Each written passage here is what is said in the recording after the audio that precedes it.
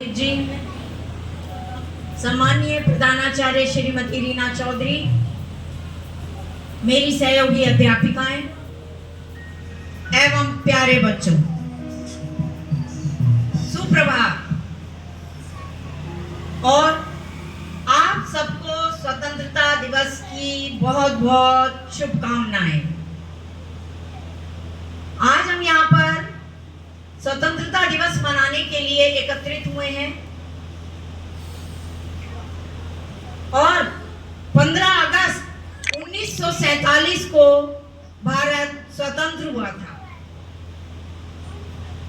आप लोगों को ये पता है कि हमारे नेशनल फेस्टिवल्स कौन कौन से होते हैं? 15 अगस्त, next Gandhi Jayanti and republic day. उनमें से सेशन के अनुसार हमारा जो फर्स्ट है फेस्टिवल नेशनल, वो आया है 15 अगस्त। और 15 अगस्त को हमारे भारत पर अंग्रेजों ने 200 वर्ष तक शासन किया था। एक तरीके से भारतीय जो थे वो गुलामों की जिंदगी जी रहे थे। जितने भी ऊपर के अधिकारी थे वो सब अंग्रेज थे और भारत को स्वतंत्र कराने के लिए हमारे जो वीर सेनानी थे वो बहुत शहीद हुए हैं। स्वतंत्रता सेनानियों ने अपना बलिदान दिया है और जब हमारे वीर सिपाहियों ने, सेनानियों ने अपने को स्वतंत्र कराने के लिए आंदोलन प्रारंभ किया तो उसके पश्चात उन्हें बहुत सारी जब यातनाएं सही, तत्पश्चात जो अंग्रेज थे उन्होंने हमारे भारत को स्वतंत्र किया। लेकिन जाते जाते भी वो एक नीति अपना गए, फूट डालो और राज्य करो। जाते जाते भारत के 2 टुकड़े कर दिए। कौन कौन से किए? एक भारत और एक पाकिस्तान। कौन कौन से? पाकिस्तान। पाकिस्तान पहले भारत का ही अंग हुआ करता था, इन्हीं का हिस्सा हुआ करता था। लेकिन जब अंग्रेज यहाँ से भारत को छोड़ कर गए तो वो जाते हुए हमें 2 हिस्सों में बांट गए। उस समय बहुत सारी हमारा आर्थिक नुकसान हुआ और बहुत सारे लोग जो है वो वीर गति को भी प्राप्त हुए। जब 15 अगस्त 1947 को अंग्रेजों ने फरमान सुनाया शाम को 14 अगस्त की कि अब भारत को स्वतंत्र करना पड़ेगा और हमें छोड़ के यहाँ से जाना पड़ेगा, तो लगभग 15 दिनों से मूसलाधार बरसात हो रही थी। लेकिन मूसलाधार बरसात होने के बावजूद जो पुरानी बिल्डिंग्स वगैरह थी वो कमजोर थी। तो पंजाब के बाद ही पाकिस्तान जुड़ता है, पहले पाकिस्तान पंजाब का ही हिस्सा होता था।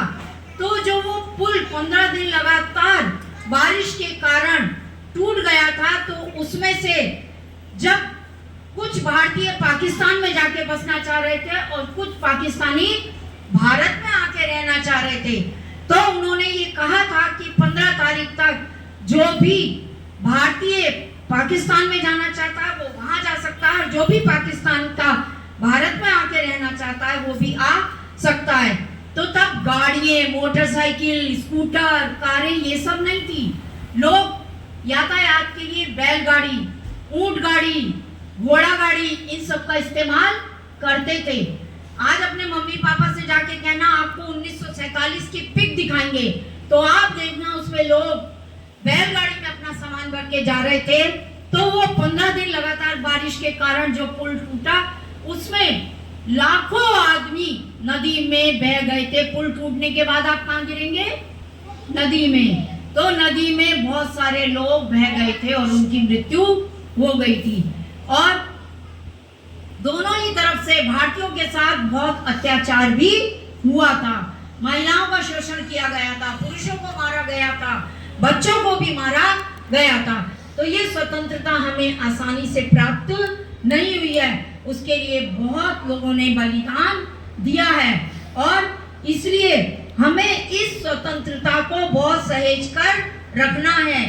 आज तुम छोटे बच्चे हो, कल तुम क्या होगे? बड़े। जब बड़े होगे तो देश को कौन संभालता है? युवा। तो तुम ही देश को बड़े होकर संभालोगे।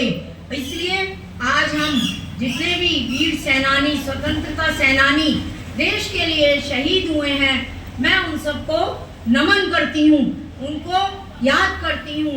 और उनको नमन करते हुए ही अब हम देश की आज़ादी को लगातार बनाए रखने के लिए जो भी हम लोगों के योग्य होगा वो हम भारत के लिए योगदान करेंगे।